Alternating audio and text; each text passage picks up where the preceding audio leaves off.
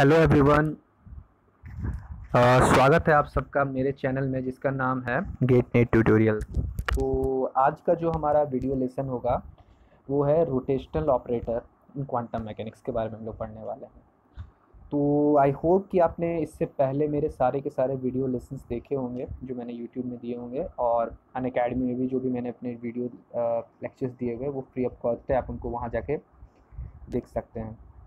तो लेसन शुरू करते हैं आज का मेन लेसन्स में। क्या है कि आज रोटेशनल ऑपरेटर्स क्या होते हैं। जनरली क्या है कि ऑपरेटर्स जो होते हैं वो आपको पता है कि, लेकिन एक ऐसा ऑपरेटर जो रोटेशन क्रिएट कर सकता है, यानी जो रोटेशन शो करता है, यानी आप पर्टिकुलर स्टेट पे जब आप कोई रोटेशन ऑपरेटर ऑपरेट करते हैं तो उसकी स्टेट जो होती है चेंज हो जाती है।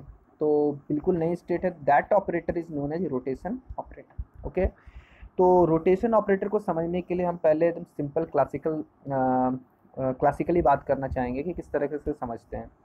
तो देखिए, सबसे पहला है कि सपोज़ करते हैं कि कोई एक कोऑर्डिनेट सिस्टम है। आपको दिख रहा है यहाँ से कि ये एक्स वाई जेड कोई कोऑर्डिनेट सिस्टम है, और कोई पॉइंट है, और उसकी जो कोऑर्डिनेट्स होगी वो सपोज़ कोई वेक्टर है, उसकी कोऑर्डिनेट्स है ए एक्स, ए वाई और ए जेड। ओके, आपने क्या किया कि कोऑर्डिनेट सिस्टम को, ओके, कोऑर्डिनेट जो कार्टेशियन कोऑर्डिनेट सिस्टम है उसको क्या किया हमने, रोटेट कर दिया some rotation over some angle theta पे अबाउट। ओके, तो ये जो कोऑर्डिनेट्स हैं, ये जो उसके कोऑर्डिनेट्स जो पॉइंट्स हैं वो बिल्कुल पहले की तरह नहीं रहेंगे। ओके, वो पॉइंट्स क्या है, कोऑर्डिनेट उसके क्या हो जाएंगे, चेंज हो जाएंगे। ओके, तो कोऑर्डिनेट जो न्यू कोऑर्डिनेट्स आएंगे वो क्या होंगे।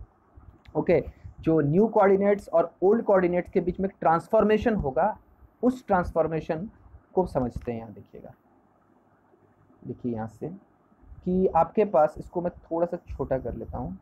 तो देखिए ध्यान से कि ये जो ट्रांसफॉर्मेशन है कि ये ए एक्स, ए वाई, ए जेड ये थे ओल्ड कोऑर्डिनेट के, और ए डैश प्राइम, ए वाई प्राइम और ए जेड प्राइम जो है वो है आपके न्यू कोऑर्डिनेट्स। ओके, इन दोनों के बीच में अगर हमने किसी जेड एक्सिस के अबाउट, अगर हमने कोऑर्डिनेट्स को जेड एक्सिस के ओवर फाई एंगल पे रोटेट किया है, तो उसकी जो कोऑर्डिनेट्स की जो रिलेशन है उसको मैट्रिक्स फॉर्म से रिप्रेजेंट कर सकते हैं। मैट्रिक्स का कुछ इस तरीके से फॉर्म है, cos phi sine phi zero, row 3x3 की मैट्रिक्स है, मैंने 3x3 पे शो किया।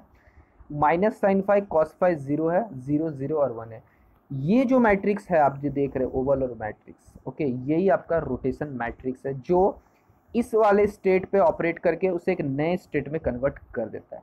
ओके, क्लियर है बात आपको। ये एक नया ऑपरेटर्स है जो इस पे ऑपरेट हुआ है। ओके, और उसको जेड एक्सिस के अबाउट, यानी आपकी जो रोटेशन हो रही है वो जेड एक्सिस के about with some theta phi angle inclination पे आपको रोटेशन होगा, तो कोऑर्डिनेट्स किस तरीके से चेंज हो गए।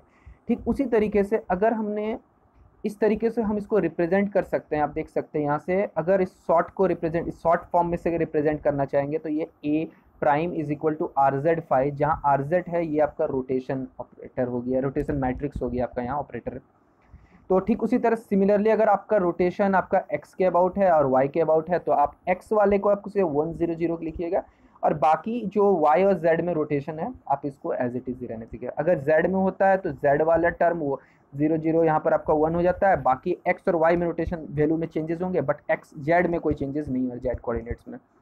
ठीक उसी तरह आप देख सकते हैं वाई में कोऑर्डिनेट में कि वाई वाले कोऑर्डिनेट्स में कोई चेंजेस नहीं, एक्स वाले टर्म में, एंड क्या कहते हैं आपके जेड वाले टर्म में चेंजेस हो गई, जो कि इस तरीके से रिप्रेजेंट है cos phi sine phi minus sine phi cos phi. Clear है, तो आप इसको नोट करते हुए चलिएगा कि इस तरीके से सब। ओके, ये रोटेशन हो रहे हैं तीनों एक्सिस के अबाउट, मैंने आपको समझा दिया। ओके, ये जो भी है ये बेसिक क्लासिकल कंसेप्ट है, यहाँ से अभी तक मैंने आपको जो कुछ भी बताया है। अब देखिए कुछ बातें हैं जो आपको समझने की, जो रोटेशन मैट्रिक्सेस हैं इनकी कुछ प्रॉपर्टीज़ हैं, उसको ध्यान में देखिएगा।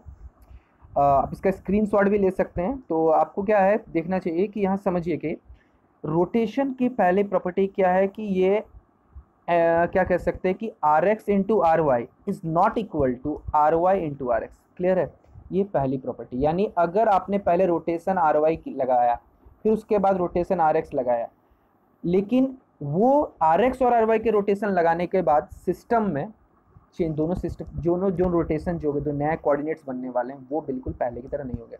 यानी कह सकते हैं अगर सिंपल लैंग्वेज में कि ये कम्यूट नहीं कर सकते। ओके, ये आपको पहले से बात पता होगी।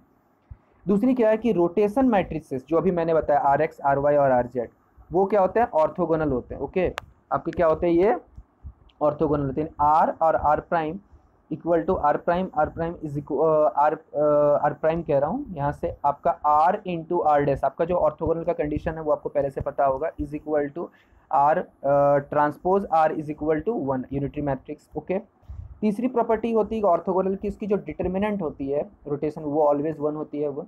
ओके, ये वाला क्वेश्चन जो है इस बार गेट 2020 में पूछा गया है। ओके, तो आप इसको देख लीजिएगा ध्यान से। एक इंपॉर्टेंट प्रॉपर्टी है कि जो ऑर्थोगोनल मैट्रिक्स होते हैं उनकी जो डिटर्मिनेंट होती है वो 1 में आती है। ओके, नेक्स्ट जो है आपका कि orthogonal matrix are conserve the magnitude of the vectors. आपको समझ में आना चाहिए कि आप रोटेशन किसी भी अबाउट कीजिए, लेकिन मैट्रिक्स की जो मैग्नीट्यूड है, मैट्रिक्स यानी वेक्टर की जो रिप्रेजेंटेशन है, उसके मैग्नीट्यूड में कोई चेंजेस नहीं आता। मतलब है कि आपने इसको आप समझ सकते हैं, मैं इसको डायग्राम से समझ आता हूँ आपको। देखिए समझिए, आपने यहाँ से कोई पॉइंट है पी, इसका कोऑर्डिनेट्स कुछ भी है ए एक्स ए वाई और ए जेड। ओके, आप इसकी जो मैग्नीट्यूड हो जाएगी वो क्या हो जाएगी, रूट ओवर ए एक्स स्क्वायर प्लस ए वाई का स्क्वायर प्लस ए जेड का। लेकिन आपने क्या किया, जेड एक्सिस के अबाउट इसको रोटेशन कर दिया, तो उसकी नई कोऑर्डिनेट, नई पोजीशन हो गई ए एक्स प्राइम ए वाई प्राइम और ए जेड प्राइम।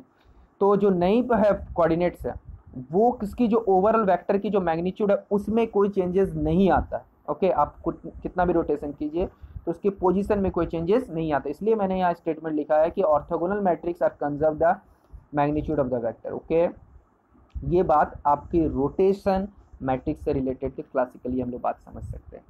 लेकिन अब हम लोग समझते हैं कि रोटेशन जब क्वांटम मैकेनिक्स में होता है तो क्या होता है।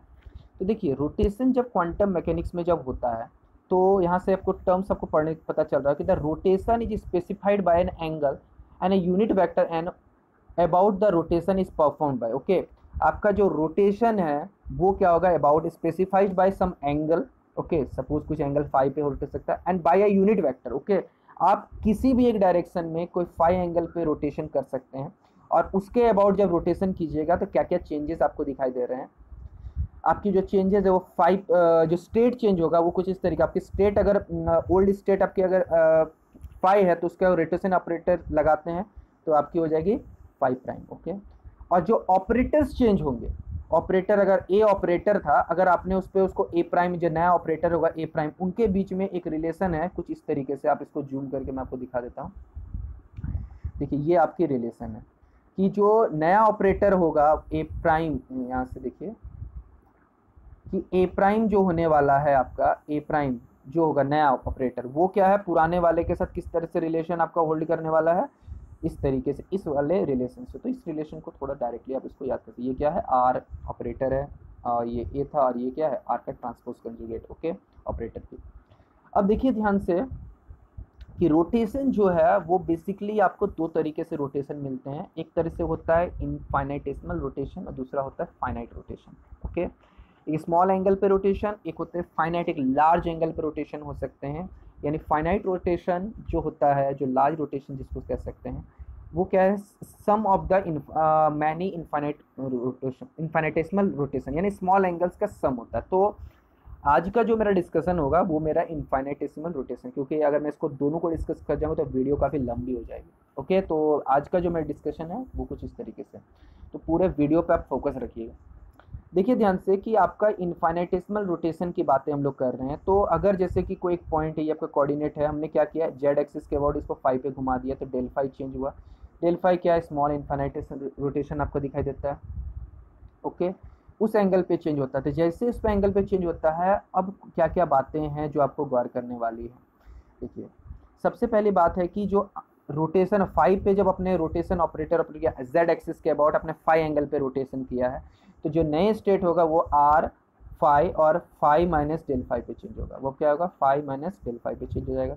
यानी आर और थीटा कंजर्व्ड होंगे, बट जेड जो फाइव के साथ, जो आपको पता है कि स्फेरिकल कोऑर्डिनेट सिस्टम में आर होता है, थीटा होता है और फाइव होता है, तो फाइव की जो एंगल थी वो चेंज हो जा रही है by five minus del five के टर्म से। ओके, तो क्योंकि आपको पता है कि मैं थोड़ा सा आपको सिस्टमेटिकली बता देता हूँ कि यहाँ से देखिए, आपको जैसे दिखता है, आप कोई पॉइंट्स को शो करते हैं पी, तो ये हो जाती है आर। ओके, ये हो जाती है उसकी थीटा, और ये आर थीटा, और आपके ये क्या दिखाई देती है, फाइव। तो आपके जब इसको रोटेशन कर दिया तो फाइव में जो डिक्रीमेंट हुआ, that is known as R और थीटा कंजर्व्ड हो गए हैं बट आपका फाई में चेंजेस हो रहा है, तो दैट इज नोन एज, इसमें represent by the rotation operators. Okay, clear है। तो इस चीज को आप आगे टेलर्स एक्सपेंशन के थ्रू से समझ सकते हैं कि अगर ये आर थीटा फाई है तो टेलर्स एक्सपेंशन के थ्रू से आप इसको एक्सपेंड कर सकते हैं, phi R theta phi minus del phi by del psi by del phi into del phi. Okay, ये आपका टेलर्स एक्सपेंशन से आ गया। क्लियर है। तो अब आगे देखिए ध्यान से यहाँ से कि अगर हम इसमें से कॉमन ले लेते हैं, फाई को कॉमन ले लेते हैं, स्ट्रेट तो 1 minus del phi del psi by del phi. Okay, तो ये जो टर्म हो गया this is known as the rotation operator. Okay, जो कि क्वांटम मैकेनिकल होता है। ओके, क्वांटम मैकेनिकल ये एक आपका रोटेशन ऑपरेटर, तो इसको आप नोट करके रख लीजिएगा डायरेक्टली, जो आपको यूज होगा कि किसी एक्सिस के अबाउट रोटेशन, जेड एक्सिस के अबाउट, तो क्या क्या चेंजेस हो सकते हैं। ओके, इसके बाद देखिए अगला पॉइंट है कि आपको पता है कि LZ जो ऑपरेटर होते हैं, ओके, LZ मतलब कि रोटेशन अबाउट जेड एक्सिस जो होता है ऑपरेटर, तो यहाँ से देखिए कि LZ जो होता है आपको पहले से पता है, क्वांटम मैकेनिक्स में पढ़ा होगा, और नहीं है तो आप मेरा क्वांटम मैकेनिक्स का एंगुलर मोमेंटम का ऑपरेटर का जो है वो आपका अनअकैडमी मैंने प्रोवाइड किया हुआ है, तो आप वहाँ जाके उसे देख सकते हैं। तो यहाँ से आपका LZ जो होता है minus I phi del phi by del phi. Okay, तो अब अगर इस चीज़ को यहाँ पर इसको यूज़ कर देते हैं तो ये जो आपका एक्सप्रेशन है कुछ इस तरीके से ओवरऑल दिख सकता है। ओके, तो देख सकते हैं आप यहाँ से कि RZ को हमने इस तरीके से टर्म में अरेंज किया है, तो 1 plus del phi LZ by I H cross. Okay, clear है आपका। तो ये मैंने इसको फिर अगले टर्म में आई को ऊपर लेके चला गया, तो माइनस आई, यहाँ से आई एच कट, और आपका ये एक्सप्रेशन आ गया। ओके, इन जनरली अगर हम लोग बातें करते हैं, ओके, इन जनरली अगर हम लोग बातें करते हैं तो आर की जो रोटेशन होती है अबाउट सम एक्सिस, ये तो जेड एक्सिस के अबाउट रोटेशन, यानी आपकी जो यूनिट वेक्टर एन कैप जो थी वो आपके जेड एक्सिस के साथ कंसाइड कर रही है, बट अगर जेड एक्सिस के साथ कंसाइड नहीं कर रही है, about some axis rotation about some unit vector N cap, तो आपकी जनरल फॉर्मूला आपकी कुछ इस तरीके से ऑपरेट हो जाती है। ओके, क्लियर है। तो ये आपका बात है गौर करने वाला। अब देखिए यहाँ से क्या है, infinite rotation of an angle phi about n of spinless particle, ये आपका याद रखिए कि स्पिनलेस पार्टिकल की हम लोग बातें कर रहे थे अभी तक, जो कुछ भी ये होगा आपका स्पिनलेस पार्टिकल की बात देख रहे हैं। अब देखिए यहाँ कॉम्यूटेशन कुछ अलजेब्रा है जो आपको डायरेक्टली याद रखना है, मैंने इसको डायरेक्टली डिराइव करके आपको यहाँ से पूरे लॉन्ग थ्योरेटिकल में नहीं जा रहा हूँ, आप डायरेक्टली इसको इम्प्लीमेंट कर सकते हैं कि R X R Y operator minus R Y R X, ये ऑपरेटर्स की जो रिलेशन है वो आती है माइनस आई del square H cross L Z. Okay, यानी ये दोनों हो गया आपका कॉम्यूटेशन अलजेब्रा के टर्म में आ गया है, तो आपका कॉम्यूटेशन के टर्म में ये आर एक्स आर वाई की जो कॉम्यूटेशन हो जाती है minus I del square by H cross L Z. Okay, और ये आर वाई आर जेड अगर रहता है तो आपका देख रहे हैं सिमेट्रिसिटी बनी हुई है आपकी, एक्स और वाई में तो आपका जेड आ जाएगा, वाई और जेड में तो एक्स आ जाएगा, एक्स जेड और एक्स में तो एल वाई आ जाएगा। ओके, तो ये साइक्लिक ऑर्डर होना चाहिए एक्स वाई और जेड का, ये आपको पहले से बहुत बेसिक्स है, वेक्टर अलजेब्रा की बातें हैं जो आपको हमेशा से याद पता होनी चाहिए। क्लियर है। तो आई होप कि आपको मैंने अभी तक जो कुछ भी यहाँ तक बताया है ईच एंड एवरीथिंग क्लियर होगा। कोई भी डाउट हो तो आप मुझसे कमेंट सेक्शन में कमेंट करके पूछ सकते हैं, और यहाँ तक भी कोई भी आई होप कि ये एक इम्पॉर्टेंट पोर्शन है, और वीडियो अगर अच्छा लगा हो तो लाइक ज़रूर करें और अपने दोस्तों के साथ शेयर ज़रूर करें। Thank you.